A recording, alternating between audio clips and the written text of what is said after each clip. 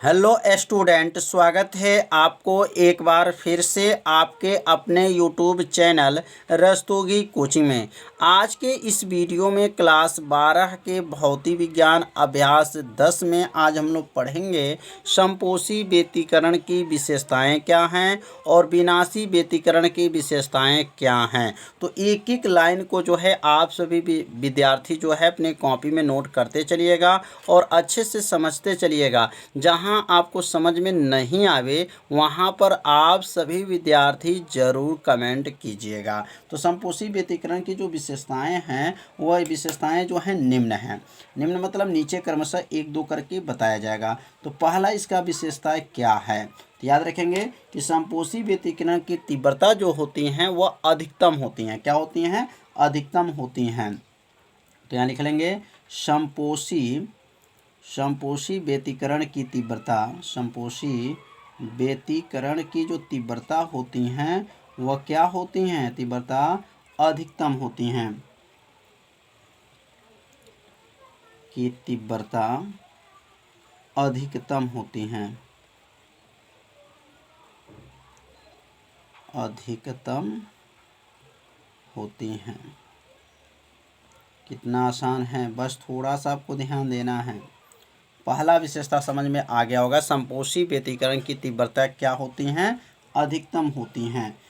दूसरा लिखेंगे इसमें, याद रखेंगे समपोषी में क्या बताएंगे, इसमें कास फाई का मान, क्या लिखेंगे? कास फाई का मान क्या होता है? कास फाई का मान जो होता है 1 होता है। कास फाई का मान 1 होता है।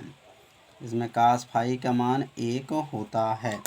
तीसरा लिखेंगे इसमें कलांतर, तीसरा लिखेंगे इसमें कलांतर, इसमें कलांतर।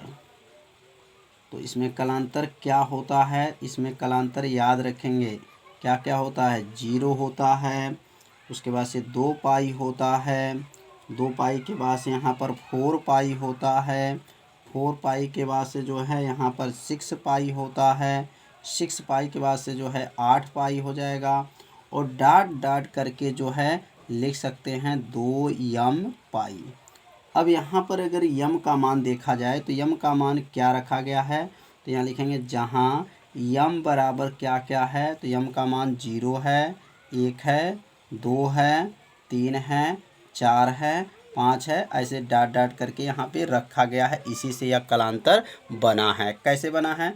अगर यम का मान यहाँ 0 रख दिया जाए तो 2 में अगर 0 का गुणा करेंगे तो 2 शून्य 0, पूरा मान क्या हो जाएगा? 0 हो जाएगा। अगर 1 यहाँ रखा जाए, यम का मान 1, तो 2 1 का नम 2, 2 पाई, देखिए 2 पाई बन गया। 2 रखेंगे यहाँ पर तो 2 दूना 4, यम का मान 2 रखेंगे, 2 दूना 4, 4 पाई हो जाएगा।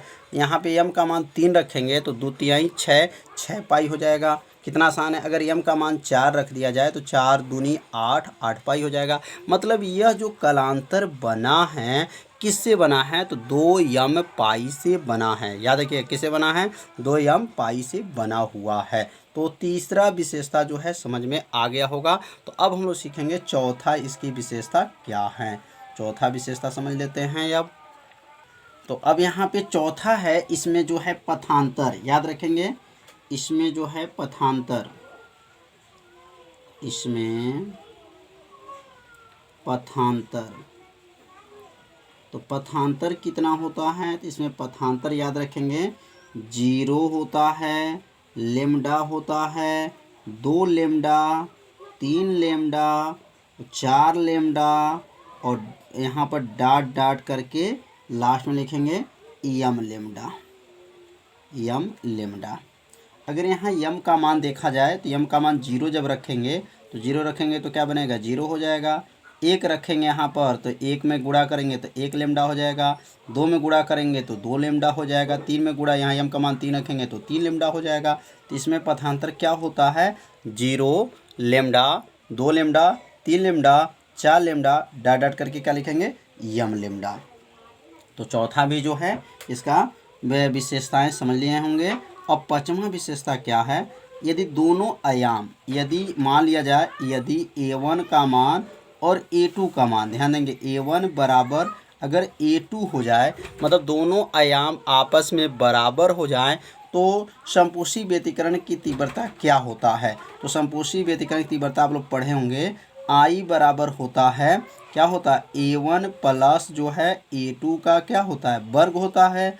तो यहाँ पर I बराबर, यहाँ I मैक्स होता है, यहाँ मैक्स लिख सकते हैं, I यहाँ क्या लिख सकते हैं, मैक्सिमम होता है, बराबर। तो A1 किसके बराबर हो जाए, अगर A2 के बराबर हो जाए तो समपोषी व्यतिकरण क्या होता है। तो यहाँ अगर A1 के जगह पे A1 लिख दिया गया और A2 की जगह पर भी A1 लिख दिया गया, दोनों मान यहाँ पे क्या हैं, आपस में बराबर हैं। या A1 A1 कीजिए या A2 A2 कर लीजिए। अगर यहाँ A1 की जगह पर हम लोग क्या लिखेंगे, यहाँ पर A1 है तो अगर हम यहाँ A2 रख दें तो ये हम क्या, A2, दोनों आयाम क्या है, बराबर हैं।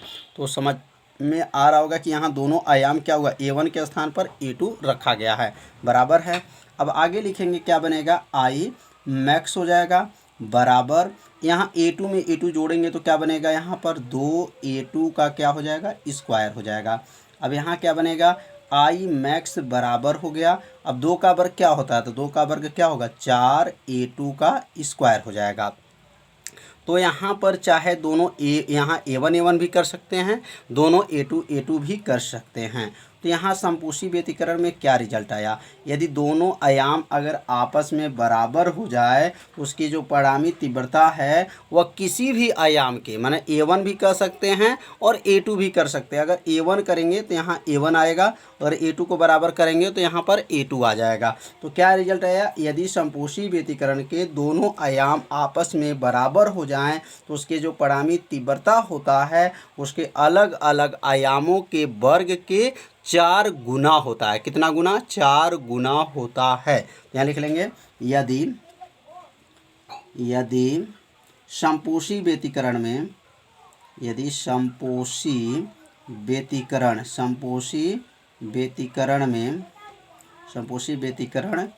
के दोनों आयाम, समपोषी व्यतिकरण के दोनों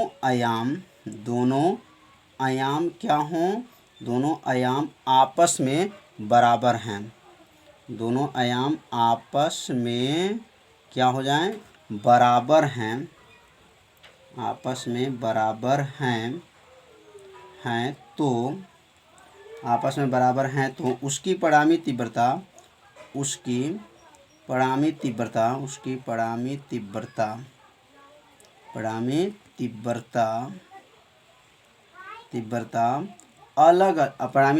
किसी भी, क्या कहेंगे, किसी भी आयाम के क्या था, आयाम के वर्ग, किसी भी आयाम के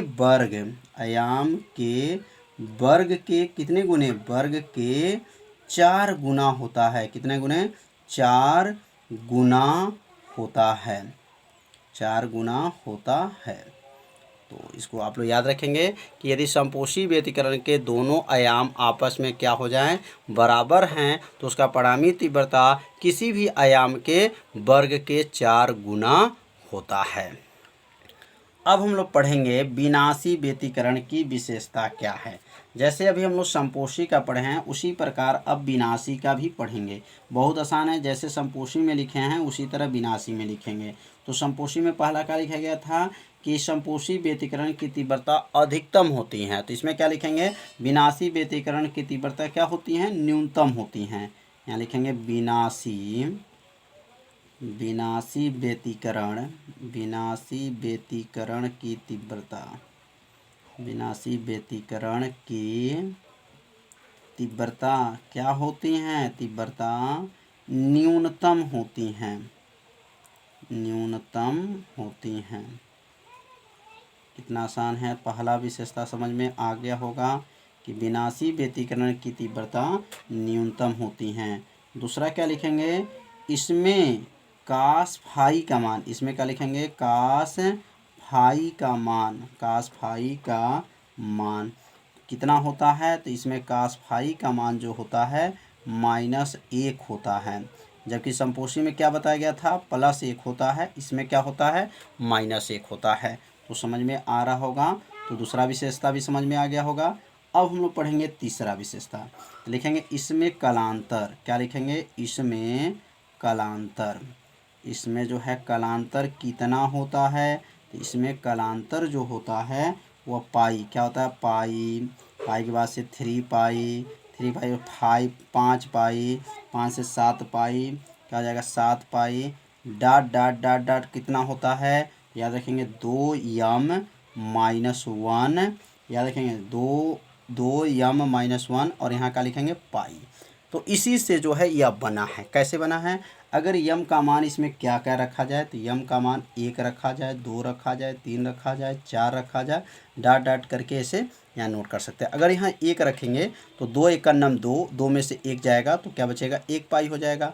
2 रखेंगे 2 दूना 4 और 4 में से 1 गया तो कितना हो जाएगा, 3 पाई हो जाएगा। 3 रखेंगे तो 2 तिहाई 6, 6 में से 1 गया तो क्या बचेगा, 5 पाई हो जाएगा।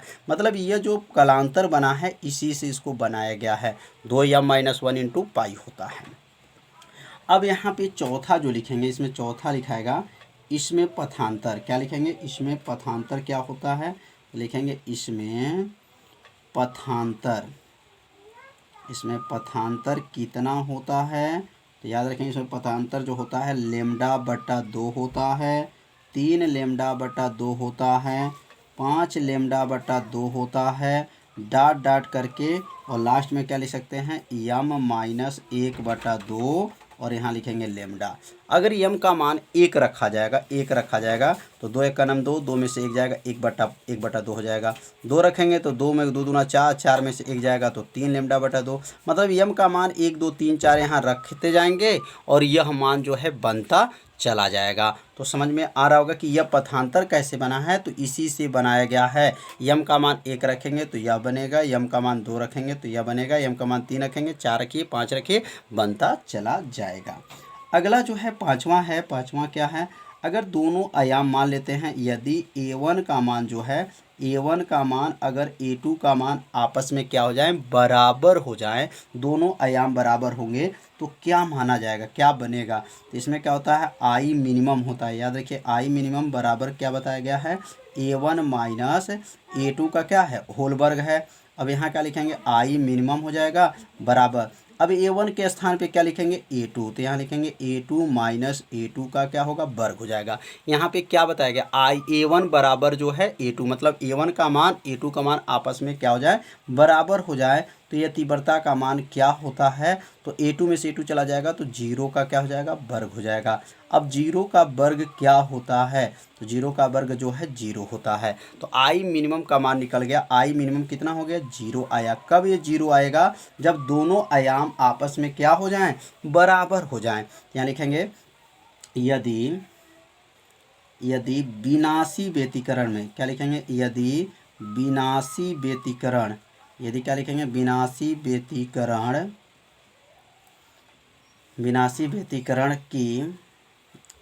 व्यतिकरण के दोनों आयाम, क्या लिखेंगे, दोनों आयाम आपस में क्या हो जाए, दोनों आयाम आपस में